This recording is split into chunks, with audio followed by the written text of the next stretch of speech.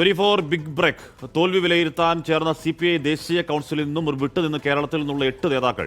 സംസ്ഥാനത്ത് നിന്നുള്ള 12 അംഗങ്ങളിൽ 4 പേർ മാത്രമാണ് ഇതിൽ പങ്കെടുത്തത്. പി പ്രസാദ് ഒഴികെ ആരും അവധിക്ക് പോലും അപേക്ഷിച്ചില്ല.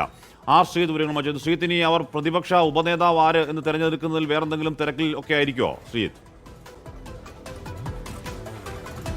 കാശ്മി പ്രതിപക്ഷ ഉപനേതാവിനെ തിരഞ്ഞെടുക്കുന്നതുമായി ബന്ധപ്പെട്ട കാര്യങ്ങൾ കേരളത്തിലെ LDF-ലാണ്. അതിന് ദേശീയ കൗൺസിൽ യോഗത്തിൽ നിന്ന് വിട്ടുനിൽക്കേണ്ട കാര്യമില്ല.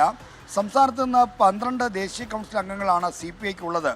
ഇതുകൂടാതെ ഇതിൽ തന്നെ 3 പേർ, 2 ദേശീയ സെക്രട്ടേറിയറ്റ് അംഗങ്ങൾ, അത് കെ പ്രകാശ് ബാബുവും പി സന്തോഷ് കുമാറും, ദേശീയ എക്സിക്യൂട്ടീവ് അംഗമായ KP രാജേന്ദ്രനും, ഒപ്പം തന്നെ KP രാജേന്ദ്രനുമുണ്ട്. അത് ദേശീയ എക്സിക്യൂട്ടീവ് അംഗങ്ങളാണ്.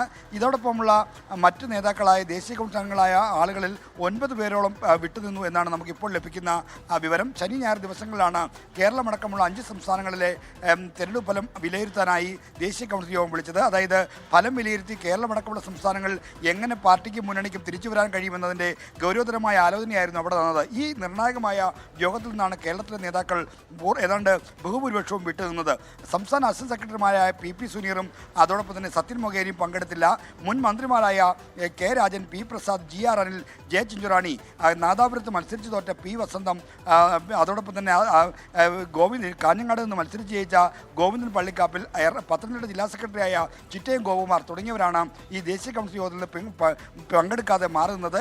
എന്തുകൊണ്ടാണ് ഇവർ പങ്കെടുക്കാതിരുന്നത് എന്ന് വിശദീകരിക്കാൻ പോലും സംസ്ഥാന നേതൃത്വത്തിന് കഴിയുന്നില്ല. P വസന്തവും J ചിഞ്ചുറാണിയും കനത്ത തോൽവിയുടെ ആഘാതം കൊണ്ടാണ് വരാതിരുന്നത് എന്ന് പറയാമെങ്കിലും മറ്റു നേതാക്കൾ എന്തുകൊണ്ടാണ് വരാതിരുന്നതിനെക്കുറിച്ച് കൃത്യമായ ഒരു ന്യായീകരണമില്ല.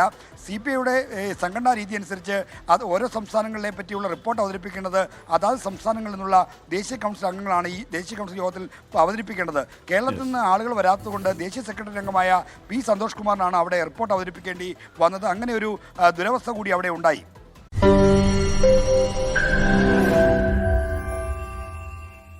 ലോകത്തെവിടെയായാലും ഏത് സമയത്തും 24 വാർത്തകളും ഓഗ്മെന്റഡ് റിയാലിറ്റി പാക്കേജുകളും എക്സ്പ്ലെയിനറുകളും വിശദമായി കാണാൻ ഞങ്ങളുടെ YouTube ചാനൽ നിങ്ങൾക്ക് സബ്സ്ക്രൈബ് ചെയ്യാം.